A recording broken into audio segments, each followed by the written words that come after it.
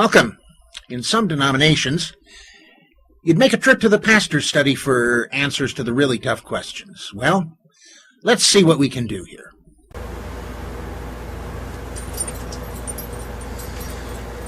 May I meet, blessed be. I'm Iden Odinson, Bishop Gal Lippitt, depending on which way you came in. And welcome to another midweek in a very different pastor's study. We've got Lammas coming up. Lammas, Lunasad, the first of the three harvest feasts. First Lammas, then Mabon, and then finally, of course, Samhain. Now, Lammas, of course, loaf-mass, where we celebrate, of course, the wheats, the grains, that sort of thing.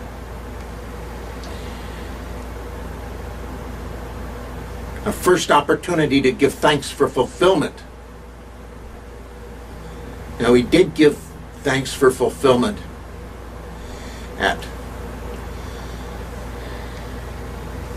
actually we've been giving thanks for fulfillment all along. Since Yule, as we were watching the stages be fulfilled, the birth at Yule,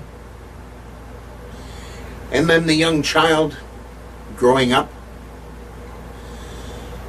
and the last one, Letha, celebrating the fullness of maturity, and now Lammas, the harvest, what comes. In other words, here's where we start getting.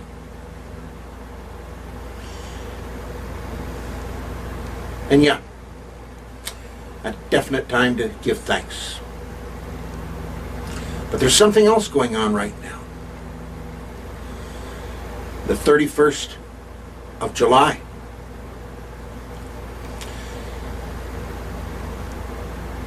Traditionally, among the Catholics, Anglicans, and Orthodox, a saint is celebrated on the day of their death, when they crossed the bridge. The only exception being, of course, John the Baptist. And the reason for that is because it says right there in the Bible that he is reincarnated. Yeah, there are so many Christians who say that there is no such thing as reincarnation, but guess what? Take a look at the story of the Transfiguration and the remarks Jesus made right after the Transfiguration, and you will see that John the Baptist was a case of reincarnation. Okay, those technical details aside, this is a particular person that is not yet canonized, and so what? I figure as presiding bishop of the Universal Episcopal Church, I can include him into the calendar. And, hey, I think he's worth our trouble. Venerable Solanus Casey, as he is known among the Roman Catholics. Father Solanus Casey, a Capuchin Franciscan, born Bernard Francis Casey, November 25th, 1870, on a farm near Oak Grove, Wisconsin. He spent some time working as a logger, hospital orderly, streetcar driver, and a prison guard. As a prison guard, he started the work that my great-grandfather finished. My great-grandfather being P.C. Deming, a state legislator in Minnesota, who started up the state pardon board, what amounts to being parole now. They called it pardons in those days.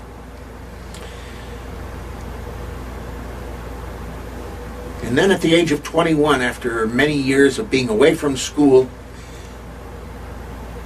he went back to school to study to be a priest. Because of the length of time since he'd had any prior schooling, education was kind of a struggle for him, especially in the schools in those days. In Wisconsin, the local seminary taught in German.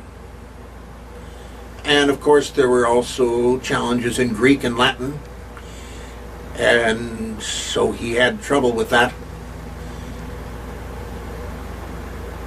His holiness and spirituality was sufficient. They ordained him a priest, but they didn't allow him to preach or hear confessions because they didn't think that he had the intellectual stuff to be able to do it. Well, guess what? He did. And he probably at one time envisioned himself being a parish priest in some parish at the corner of what and whatever, somewhere in the Midwest. And that didn't happen. He didn't get to preach. He didn't get to hear confessions. He took the priesthood he was given, though, and he made the most of it. Serving people, including people who were not being taken care of by anybody else.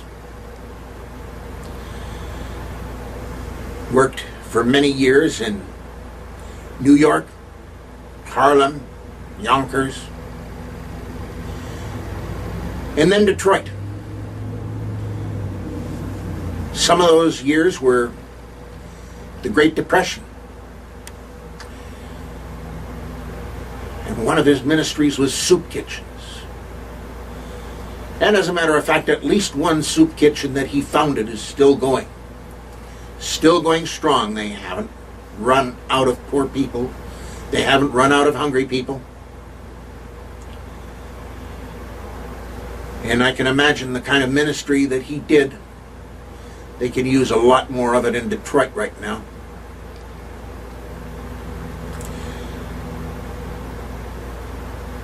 Soup kitchens. And talking with people. All kinds of people. Yes, there were some very important people, very well-known people who knew him.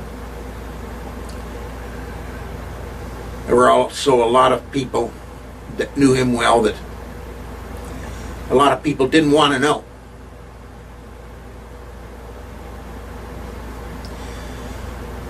But he would listen to them. He would talk with them. He would help them. This is one thing that I find about him, that he was so interested in going beyond what some people would consider their comfort zone.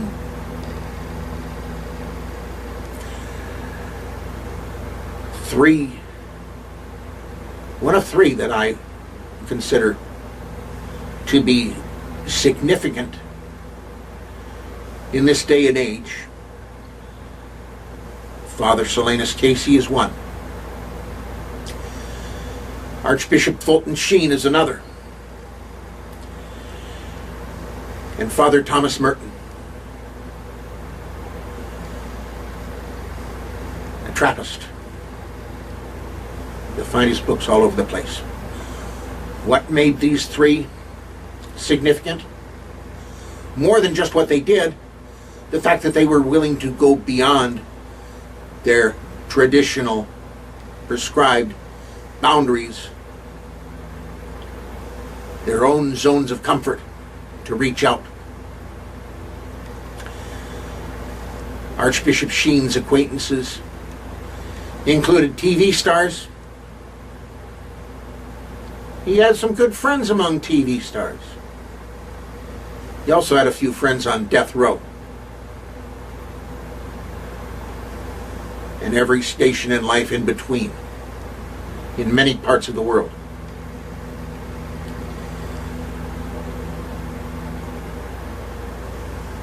Father Merton, the Dalai Lama, said that he understood Buddhism better than any Christian that he'd ever met. And that's just one person's opinion. But that was the opinion of the Dalai Lama.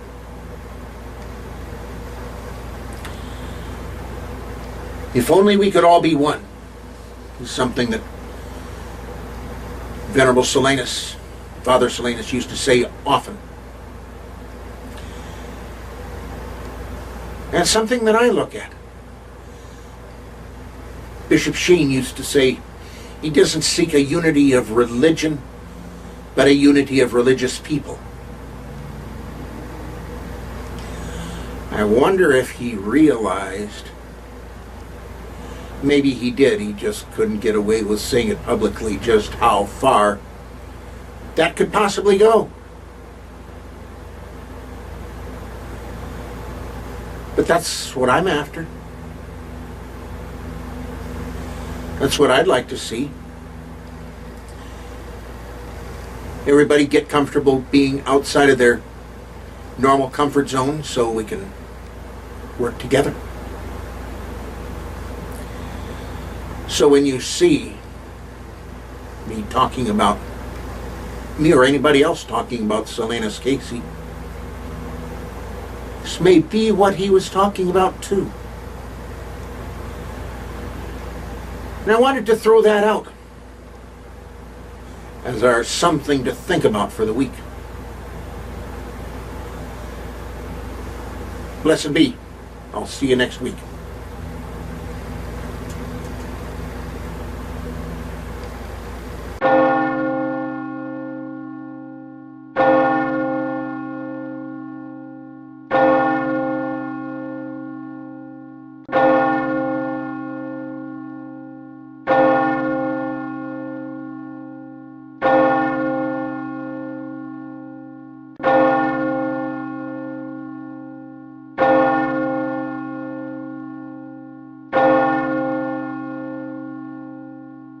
This has been a presentation of the Wise Ones Net.